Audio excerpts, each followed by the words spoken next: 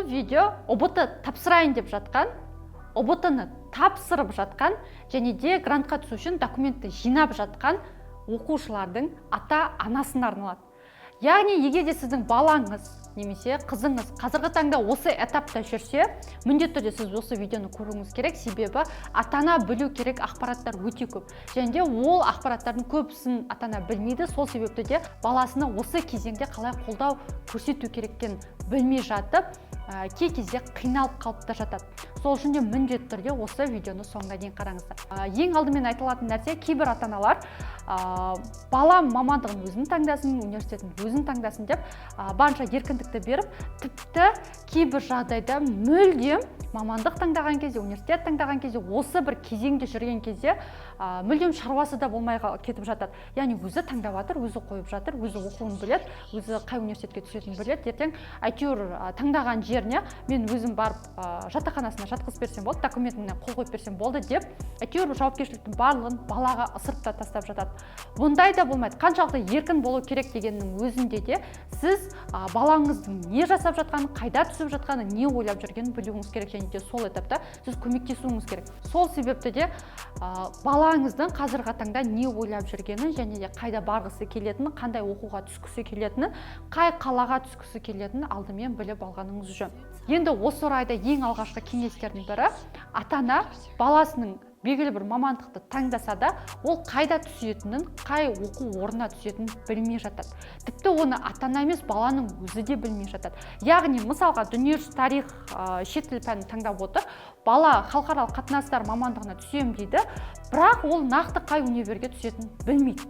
Сол жағдайда негізі ата-ана үлкен көмек көрсете алады, үлкен поддержка бере алады. Яғни, ол қалай? Негізі бала шамамен біледі, халықаралық қатынастарда оқытатын ИНЯЗ бар екен, немесе бір тағы да басқа 2-3 университеттер бар екенін біледі, бірақ оның қайсы жақсы, қайсы жаман екенін білмейді. Және де соның қайсы дұрыс екенін, қалай дұрыс таңдау керек екенін де білмей жатады. Приемная комиссиямен қалай сөйлесу керек екенін де білмей жатады. Осы орайда сіз міндетті түрде өзіңіз осының басы-қасында жүргеніңіз абзал. Себебі көп жағдайда университет таңдаған кезде бала не басқа біреуден естіген ақпаратын, мүмкін ол досы болуы мүмкін, немесе ол өткен жылы бітіріп кеткен 1-2 түлек болуы мүмкін, соның кеңесіне жүгініп жатыр. Бірақ оның берген кеңесі дұрыс болуы, бұрыс болуы, ол енді ықтималдылығы өте төмен. Сол үшін де сіз міндетті түрде балаңыздың таңдап отырған мамандығын оқытатын университеттің тізімдерін қараңыз. Негізі белгілі бір мамандықта кем дегенде қазіргі таңда 20-30 шақты университет оқытады. Кейбір мамандықтарда 70 шақты университет оқытады. Мен сізге барлығын қара демеймін, ең бір үздік деген оның тізімін алып, тіпті бұл жағдайда сіздің өзіңіздің балаңыз кеңес бере алады. Примерно мына университет бар деп айта алады. Сондай бір 10 университетті алып, тікелей сіз сонымен хабарлассаңыз болады. Яғни, балаңыз ұбт тапсырып жатыр, итак, оның ұбт қазіргі таңда балын уайымдап жүр, немесе мамандықты қалай дұрыс жазам деген секілді уайымдап жүр. Сіз қазір сол мамандықтың университеттердің тізімін алып, приемная комиссиясымен сөйлесеңіз, ол үлкен көмек болады. Не себепті? Өйткені көп жағдайда бала университет таңдаған кезде, немесе сол университеттің приемная комиссиясымен сөйлескен кезде көп жағдайда дұрыс сұрақ қоймайды, немесе сұрақ қойғысы келсе де қысылады. Өйткені жағында университеттің белгілі бір приемная комиссиясының маманы отыр, ол үлкен кісі, ол сұрақты қойған кезде қысылып қалуы мүмкін, немесе орысшасы жетпей қалуы мүмкін деген секілді, немесе белгілі бір сұрақты қойғысы келді, бірақ ұмытып кетуі мүмкін деген секілді. Сіз бен балаңыз бірге отырып, университеттердің барлығымен бірге хабарлассаңыздар, әлдеқайда жеңіл бар. Яғни тізген 10 университеттің барлығының Google-ға кіріп, университеттің приемная комиссия деп жазсаңыз, университеттің атын сол жерде номер шығады, хабарласып, біздің баламыз осы мамандықты таңдап отыр, сіздерде бұл мамандыққа өткен жыл қанша балл минимуммен түсті, шамамен әр жыл сайын бұл мамандыққа грант саны қанша бөлінеді, олар айтуы мүмкін. Енді ол әр жыл сайын байланысты, ол гранттың таңдаған оқушыға байланысты деген секілді айтуы мүмкін.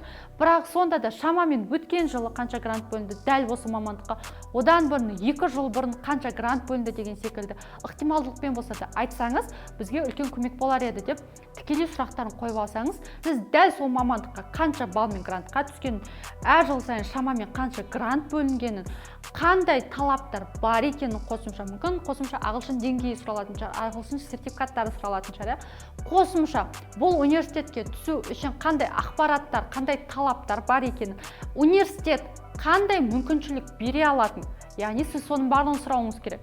Егер де бұл университетке түсетін болса, қандай мүмкіншіліктер бар? Кейбір университеттерде мысалға жемпуда қосымша стипендия беріледі, тамағына төлеп береді деген секілді. Кейбір университеттерде қосымша ноутбук береді деген секілді нәрселер бар. Яғни дәл солай секілді сіздердің университеттеріңізде қандай мүмкіншіліктер бар, қандай жағдай жасалған деген секілді. Жатақханаларыңыз бар ма? Егер де бала ер бала болатын болса, ол әскери кафедраларыңыз бар ма деген секілді. Барлық сұрақтардың барлығын қоюыңыз керек. Яғни бұл жерде негізі көп жағдайда оқушы емес, ата-ана сөйлессе, телефонның ар жағындағы маман қалай болғанда да толыққанды ақпарат береді. Ол жерде мен айтып тұрған жоқпын, приемная комиссия балаға былай жауап береді, ата-анаға былай жауап береді деп. Просто ата-ана көп жағдайда қысылмай керек ақпараттарын нақты сұрай алады. Ал оқушы кей жағдайда ол сұрақтарын ұмытып қалып жатады, немесе қысылып жатады. Сол себепті де сіз сұрақтардың тізімін жасап, барлық университеттерге хабарласып, қандай мүмкіндіктер бар, қанша грант бөлінеді, қалай оқытады, қандай деңгейде оқытады, қандай мүмкіндіктері бар, қосымша қос диплом бар ма деген секілді, қосымша шетелге оқытуға жібересіздер ма, қандай елдерге жібереді деген секілді сұрақтарды қойып алсаңыз, сіз тек қана балаңызға көмектеспейсіз, сіз өзіңізге көмектесесіз. Яғни ертең грантқа түсу үшін документ құжаттарды тапсырған кезде сіз кәдімгідей сол туралы уже хабарыңыз болып тұрады. Сіз қате толтырып қоймайсыз. Өйткені қалай болғанда толтырудың қасында сіз ата-ана бірге жүресіздер. Ол жерде уже сіз кеңес бере аласыз балаңызға. Университеттерден хабарыңыз болғаннан кейін бала мынау дұрысырақ екен деп уже айта аласыз. Сол себепті де міндетті түрде университетті қарастырған кезде басы қасында сіз жүрсеңіз, және де приемная комиссиямен бірге сөйлессеңіздер, динамик қосып қойып, балаңыз да сізде отыратындай бірге сөйлессеңіздер, және де бірге ақылдассаңыздар да, ол да дұрыс болады. Сол кезде қайта сіздің балаңыз ата-анасынан поддержка бар екен, яғни ол көмек көрсетіп жатқанында түсінеді. Осы орайда приемная комиссиямен сөйлесіп жатқан кезде сіздерде ақылы бөлім бар ма? Ақылы бөлімдеріңіз қаншадан? Яғни жылына қанша төлейді деген секілді сұрақтарды да қоя кеткеніңіз дұрыс. Бұл не үшін? Бұл біріншіден, егер де балаңыз грантқа түспей қалып жатқан кезде ақылы бөлімге оқытатын болса, оқу ақысы қанша екен, және де қай университетте қымбат, қай университетте арзан екенін біле отырасыздар. Екіншіден, балаға ол қосымша қолдау болады, яғни грантқа түспей қалып жатқандың өзінде де қосымша жолдары бар екенін, және де ата-ана қалай болғанда да көмек қолын соза алатынын, және де ата-анадан поддержка бар екен бала сол кезде сезіне алады. Сол себепті де осындай сұрақтарды қойғаныңыз дұрыс болады. Келесі кеңес, балаңызды басқа қалаға жіберуге қорықпаңыз. Негізі көптеген ата-аналар енді ауылды аймақта болсын, немесе басқа кішігірім қала болсын, немесе белгілі бір үлкен облыстағы қала болса да, басқа облысқа немесе үлкен қалаларға жіберуге қорқады. Тіпті менің өзім оқушы болған кезде де менің ата-анам да жіберуге қорқатын. Бірақ негізі балаңыз жақсы маман болсын десеңіз, балаңыз өміріне жауапкершілік алсын десеңіз, болашақта жақсы табыс таба алатындай, өзінің өміріне жауапкершілік алып, жақсы маман болып, кәдімгі өзін асырай алатындай болсын десеңіз, оны басқа қалаға жіберуге қорықпаңыз. Тіпті ол қалада сіздің туған туысыңыз болмаса да, танысыңыз болмаса да, жіберуге қорқудың қажет жоқ. Сіз оның басы қасында жүресіз, қалай болғанда да университетіне апарасыз, университетін көресіз, жатақханасына жатқызасыз. Сол кезеңде жүрген кезде кішігірім болса да үйренесіз. Әрине алғашқы жылы қорқыныш болады, бірақ сонда да егер де балаңыз жатақханада жатып, немесе басқа қалада оқуға түсіп, сол жақта оқыса, ол өзінің өміріне уже біртіндеп жауапкершілік ала бастайды. Егер де ол үйден қатынайтын болса, әрине ол өміріне жауапкершілік алады, бірақ сонда да басқа қалада оқыған секілді белгілі бір қиындықтарды, және дәл солай белгілі бір қызықтарды көрмей өтетін болады. Сол себепті де аса қатты қорқудың қажеті жоқ. Қазіргі таңда ондай бір қатты қорқыныш жоқ, қазіргі таңда ондай бір қауіп жоқ. Көп жағдайда егер де сіз дұрыс тәрбие берген болсаңыз, егер де үнемі уақытылы кеш қайтпауын қадағалап жүрсеңіз, хабарласып отырсаңыз, біліп жүрсеңіз, видеозвонокпен сөйлесіп отырсаңыз, балаңыздың қай жерде жүргенін біліп отырсаңыз, ештеңеге ұрынбай жүре алады. Көп жағдайда, көптеген үлкен қалаларда жақсы университеттер бар, жақсы мүмкіншіліктер бар, және де сол арқылы жақсы адамдармен танысу, коммуникацияны дамыту деген секілді критикалық ойлау қабілетін дамытатындай, қосымша белгілі бір нетворкингті дамытатындай мүмкіншіліктер болады.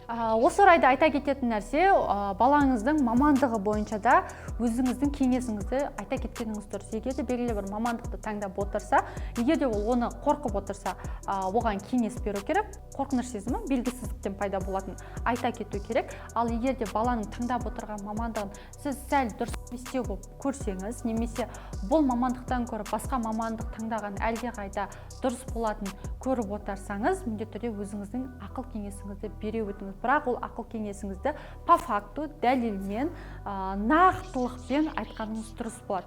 Ол бұрынғы 2010 жылғы, 2000 жылдардағы ақпараттармен емес, ол 2021-2022 жылғы статистикаларға қаралып, айтылып, по факту сөйлеп, ақыл кеңесіңізді берсеңіз, өте дұрыс болады.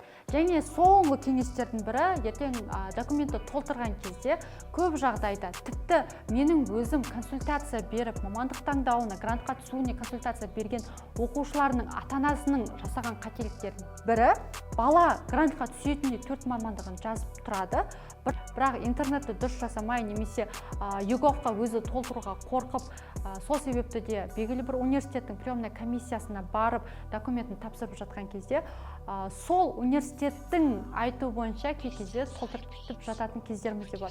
Яғни ол қалай? Негізі, жалпы 4 мамандықты толтыру деген ол ЕГОВ арқылы өтеді, білесіздер, ЕГОВ арқылы онлайн қазіргі таңда жүреді. Бірақ егер де сізде интернет дұрыс болмаса, немесе сәл өзіңіз қорқаштасаңыз, сіздің облысыңыздағы, ауданыңыздағы белгілі бір университетте офлайн тапсыруға да болады. Яғни офлайн дегенде қалай? Дәл сол жерде олар сізге толтыруға көмектесіп береді, дәл сол ЕГОВтан толтыруға тікелей көмегін тигізеді. Бірақ бұл жерде егер де сіз алдын ала 4 мамандықты дұрыс жазып тұрғаныңызды біліп тұрсаңыз, осыны дұрыс жазып толтырып тұрғаныңызды түсініп, осы арқылы грантқа түсетініңізді толтырып тұрсаңыз, дәл солай толтырған дұрыс. Егер де сол жердегі мамандар сізге мына жері дұрыс, осылай толтырайық деген секілді кеңестер берсе, қарап көріңіз, ол кеңес қаншалықты дұрыс, қаншалықты сіз онымен келісетініңізді. Егер де оның кеңесі дұрыс болса, хорошо. Ал егер де ол жердегі жергілікті аудандағы университет жоқ, сіз біздің университет арқылы толтырып жатсыз, сол себепті де міндетті түрде сіз біріншіге немесе екінші университетке біздің университетімізді жазғаныңыз дұрыс деп айтып жатса, ол ақыл кеңесі қаншалықты дұрыс екенін, бұрыс екенін қарау керек. Себебі кейбір кезде менің өзім көргем, менің өзім естігем, осындай офлайн тапсыру үшін белгілі бір университетке тапсырып жатқан кезде сіз 4 мамандықтың біреуін біздің университетке жазуыңыз керек, ол міндетті деп те кейбір кезде қате ақпараттар айтып жатады. Мен барлық университетте ондай бар деп айтпаймын. Бірақ кей кезде болып жатады, немесе ата-ана оны дұрыс түсінбей қалып жатады да, сол өзі ойламаған, баласы да ойламаған университеттерді жазып кетіп те жатады.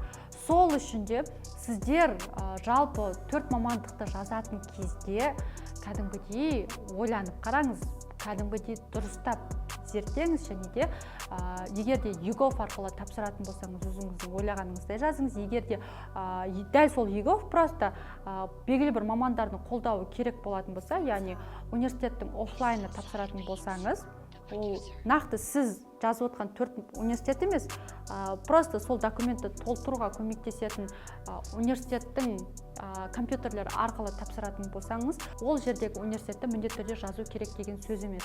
Қателесіп кетіп жазып жатпаңыздар, ол жерде міндетті емес. Өзіңіз қалағаныңыздай жазсаңыз болады.